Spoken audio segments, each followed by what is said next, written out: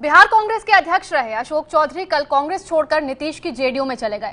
अब अशोक चौधरी राहुल गांधी पर आरोप लगा रहे हैं कि उन्होंने बिहार में महागठबंधन को बचाने की कोशिश नहीं की। पाला बदलने के बाद अशोक चौधरी अब कह रहे हैं कि उन्हें नीतीश का चपरासी बनना भी मंजूर है। कांग्रेस पार्टी में बगावत पार्ट 1 ये है मामला। अशोक चौधरी जो बिहार के पूर्व मंत्री और कांग्रेस के कद्दावर नेता रहे हैं, अब जेडीयू में शामिल हो गए हैं।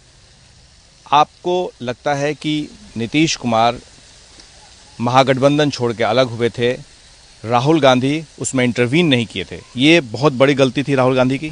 नहीं, देखिए ऐसा है कि वो इंटरवीन नहीं किए। हम लोगों ने प्रयास किया कि सीपी जोशी जी इंटरवीन करें या सीपी जोशी जी आए, स्थितियों को समझे, उसके बाद पार्टी जो भी स्टैंड करती वो एक अलग बात है।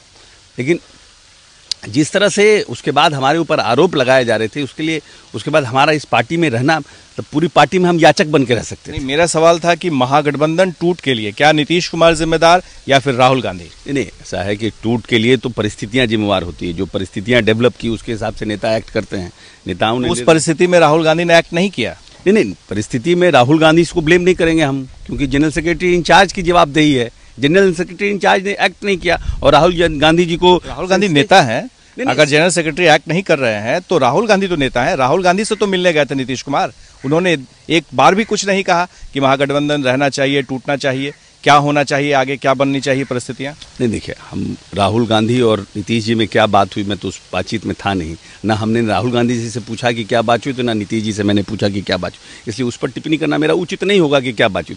लेकिन जो परिस्थितियां बनी थी, उस परिस्थितियां में एक एफर्ट जो होना चाहिए था, कहीं ना कहीं उस एफर्ट में कमी हुई। 1952 के बाद मैं पहला कांग्रेस का अध्यक्ष हूँ जिसने परफॉर्मेंस दिया, उसको पार्टी ने हटा दिया। और कैसे पार्टी चलेगी भाई? कांग्रेस 43 पर हो गया, क्यों हो गया? You have to give a logical reason ना, why Congress has come to 43?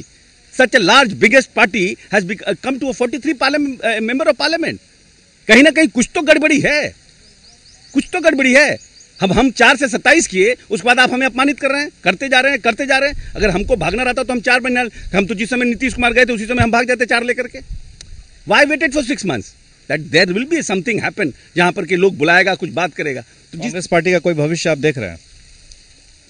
देखिए, हम इस पार्टी से बहुत भावनात्मक रूप से जुड़े हुए हैं, इसलिए मुझे ये कि कांग्रेस कल खराब हो जाएगी, बर्बाद हो जाएगी, हम ये बोलना नहीं चाहते। मैं पूछ रहा हूँ, भविष्य कुछ देख रहे हैं आप?